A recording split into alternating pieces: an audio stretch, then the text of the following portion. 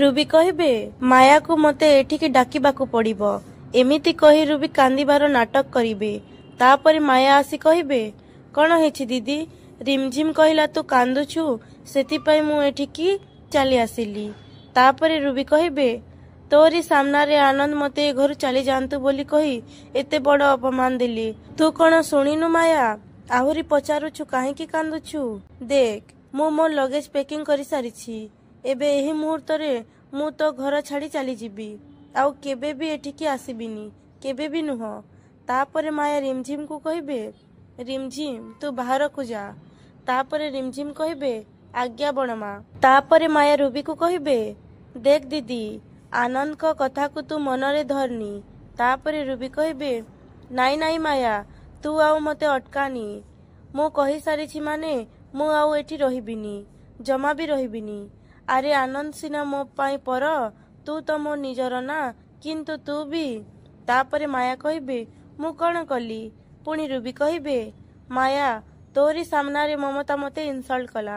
ଆନନ୍ଦ ମତେ ଘରୁ ଚାଲିଯା ବୋଲି କହିଲେ, ହେଲେ ତୁ ପଦେ ବି ମୁହଁ ଖୋଲି କହିଲୁନି। ମୋ ନିଜ ଭଉଣୀ ହେଇ ତୁ ଯଦି ମୋ ପାଇଁ ନ ବାହାରିଲୁ, ତାହେଲେ ମୁଁ ଆଉ ଏଠି ରହିକି ଲାଭ କଣ?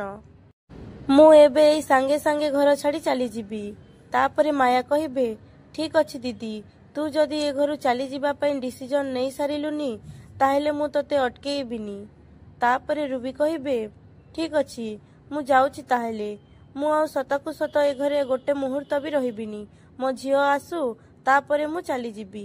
ତାପରେ ମାୟା କହିବେ ଠିକ ଅଛି ଦିଦି, ମୋ ମନ ତ କହୁଛି ତତେ ଅଟକେଇବା ପାଇଁ, କିନ୍ତୁ ଘରର ପରିସ୍ଥିତି ଯାହା, ତୋର ଏଠି ନ ରହିବା ଭଲ। କାରଣ ଯେ ପର୍ଯ୍ୟନ୍ତ ଆଦର୍ଶ ମୋ ସାଙ୍ଗରେ କଥା ନ ହେଇଛି, ସେ ପର୍ଯ୍ୟନ୍ତ ମତେ କିଛି ବି ଭଲ ଲାଗିବନି। ଏମିତି କହି ମାୟା ଚାଲିଯିବେ।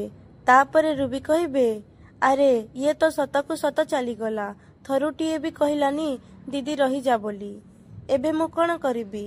ତାପରେ ପଲ୍ଲବୀ ଫଟୋ ଆଉ ମେଡିକାଲ ରିପୋର୍ଟ ଯୋଉ ଶମ୍ଭୁ ଘରେ ପାଇଥିଲେ, ସେଇଟା ନେଇ ଗୋଟେ ଲୋକକୁ ଦେଖେଇବେ। ତାପରେ ସେ ଲୋକ କହିବେ ତୁ ସିଓର ତ ମା, ଏ ମେଡିକାଲ ରିପୋର୍ଟ ଆଉ ଫଟୋ ତତେ ଶମ୍ଭୁ ଘରୁ ମିଳିଥିଲା? ତାପରେ ପଲ୍ଲବୀ କହିବେ ହଁ ଅଙ୍କଲ, ଏବେ ଏବେ ମୁଁ ତାଙ୍କରି ଘରୁ ଆସୁଛି। କିନ୍ତୁ ଆପଣ ଏତେ ଆଶ୍ଚର୍ଯ୍ୟ ହିଁ ମତେ ଏ କଥା କାହିଁକି ପଚାରୁଛନ୍ତି? ତାପରେ ଅଙ୍କଲ କହିବେ ନାଇଁ, ମୁଁ ଭାବୁଥିଲି ଶମ୍ଭୁ ଏ ଗାଁରେ ରହୁନି, ଗାଁ ଛାଡି କୁଆଡେ ଚାଲିଗଲା ବୋଲି। ସତ କହିବାକୁ ଗଲେ ଶମ୍ଭୁ ବିଷୟରେ ମତେ ବିଶେଷ କିଛି ଜଣା ନାହିଁ, କିନ୍ତୁ ସେଦିନ ତୁ ଆଉ ତୋ ସ୍ୱାମୀ ଆସିଲା ପରେ ଶମ୍ଭୁ ମୋ ପାଖକୁ ଆସିଥିଲା। ତୋ ବିଷୟରେ ମତେ ପଚାରୁଥିଲା, ଆଉ କହୁଥିଲା ତା ପାଖରେ ଏମିତି ଗୋଟେ ଜିନିଷ ଅଛି ଯୋଉଟା ସେ ତତେ କେବଳ ଦେବାକୁ ଚାହୁଁଛି। ତାପରେ ପଲ୍ଲବୀ କହିବେ କି ଜିନିଷ?